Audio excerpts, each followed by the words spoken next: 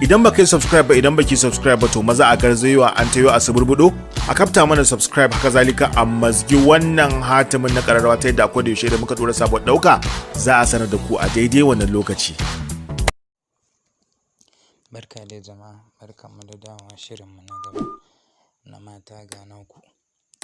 To yau abin da za mu kawo muku shine yadda mace za ta ƙarin ni'ima wa 'ya mace.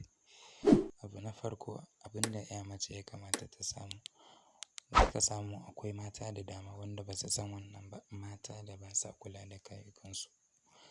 Za ku ga mace ne an yi aure shekara ɗaya ko in ce wata ɗaya, babu komai, kullum ana cikin ɓacin rai da ɗa namiji. To abu na farko da za a nema, 'ya mace ta yawaita amfani da wa'annan abubuwan da zan lissafa muku. Na ɗaya shine kwakwa.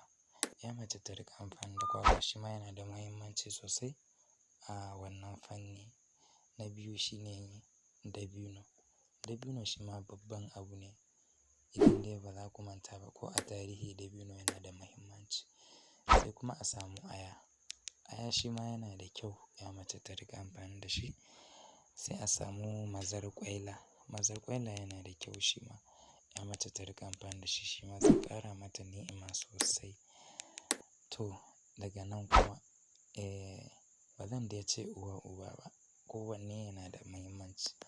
To na ƙarshe shine da zan gaya muku anan shine kankana. Kankana shi ma yana da amfani, kankana da madara.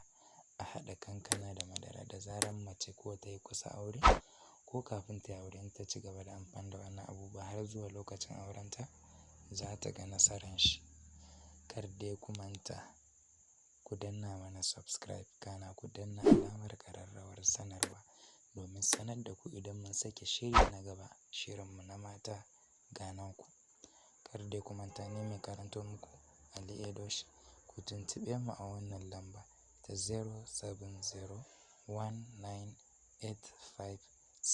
07019856033. Ku tuntuɓe mu a lambar nan 07019856033. Ita ce lambar mu ta WhatsApp. Za ku iya turo mana saƙon tambayoyinku a kan wannan lamba. Kar dai ku manta, daga nan tashar Afuwa TV ita ta ɗauki nauyin wannan shirye-shiryen. Sai mun haɗu a shiri na gaba. Wannan dai shine shirinmu na biyu da muka yi a cikin mata ga naku. Mun bar ku lafiya. Sai mun haɗu a kashi na gaba.